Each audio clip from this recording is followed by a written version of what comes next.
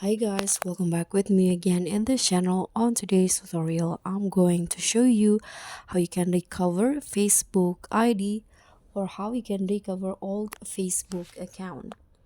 So if you want to use your old Facebook account but you forgot the password, you can just use the steps. First, you can open the Facebook apps on your phone,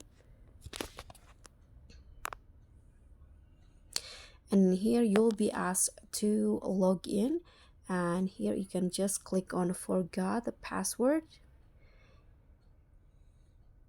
and then what you need to do here, you can just enter your mobile number and then click on continue, or you can also use mail to recover the account. You can click on search by mail instead, and here type in your email and click on continue.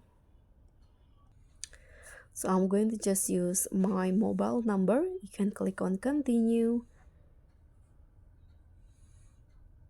and in here you need to type in a code that the Facebook team send you to a Gmail. You can click on continue again at the bottom and then enter the code and click on continue, and after that you can recover your Facebook account.